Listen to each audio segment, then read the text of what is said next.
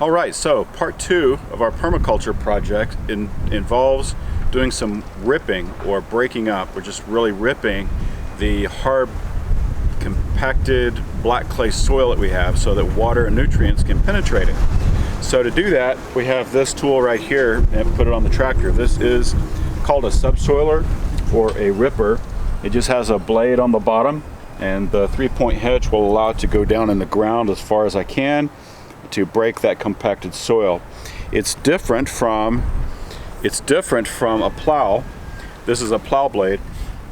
A plow blade, as this goes through the soil, actually turns the soil over. It flips it and kind of makes a trench. The subsoiler on here does not do that.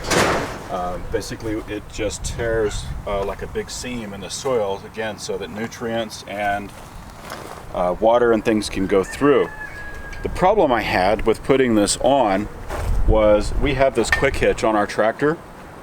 So I had put these bushings on here for the quick hitch, not realizing at the time that the top part of this hitch wouldn't fit, because this hitch was not made for a quick hitch. A friend of mine gave me a super cool tip because he had run into that problem before. I was trying to find, am I gonna have to make one? How am I gonna make this work without buying a different implement, which was like 400 bucks. Wasn't gonna do that. So he gave me this tip. Now this little bracket is what he told me about, and believe it or not, I got this on Amazon.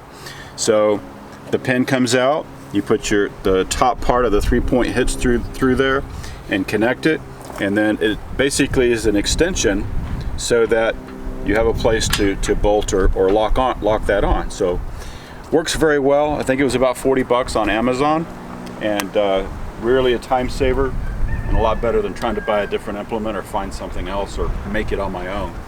So all right, well, let's go see how this works, and I'll show you what the ripper does in the soil. All right, so I'm out here in the field where I'm doing this permaculture project and want to show you what's going on. I've made a few practice runs with the subsoiler or ripper, and this is what it looks like. So basically I've gotten it down about roughly 12 inches or so. It's not inverting the soil, but it is simply making an opening in the ground so that the nutrients from the topsoil and runoff water can go in here. So this is working out pretty well, and we're ripping this because this is the downslope side and very compacted black clay soil. So trying to rip it so that it will hold water better and get the nutrients down into the soil. So, oh look, some of the little fruit trees I've planted out here. This is a peach tree. It's beginning to put on some foliage. See about the other ones. So this apple tree right here is not putting out anything. It's still green. And then we have a couple of pears over here. Yep, just beginning to get some growth on here. So hopefully these will go well. So this area right here will try to catch water for these fruit trees, and then we'll have right out here a little bit further, we'll recreate another berm with a break in it so water can go through, but we'll have other fruit trees. So we have elderberry and fig trees and blueberries that are going to go in there. So let's check it out and see how this ripper works, and we'll do a line.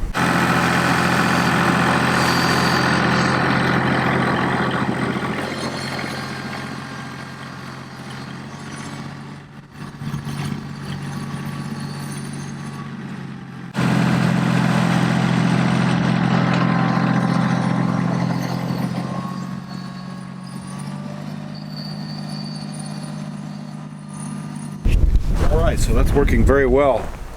So that will let the nutrients and help break up this compacted soil. I'll probably come back and rip between those but not inverting the soil should let our microbial life remain intact, and I'll let the water and nutrients wash into that soil. So we'll keep doing this and making the improvements in this area.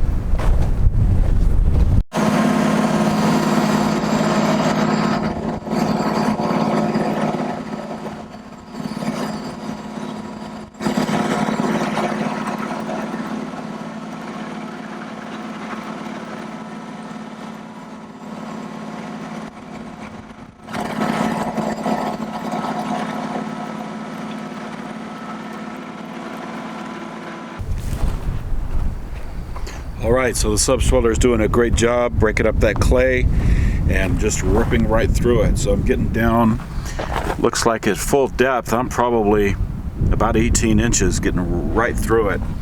So working very well. So one of the things you might wonder is, well, how do I know if it's doing any good, or how is it working? How well is it working?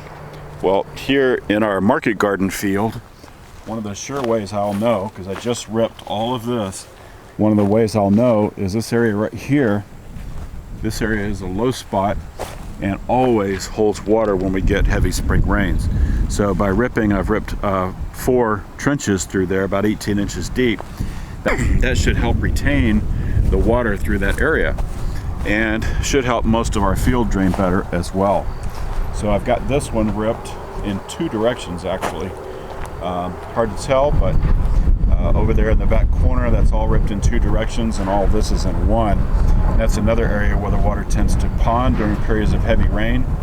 So we will find out if the soil will hold water better, and see if that helps breaking up that clay below.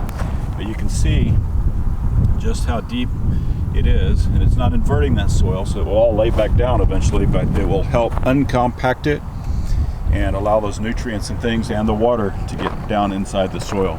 So that's the plan.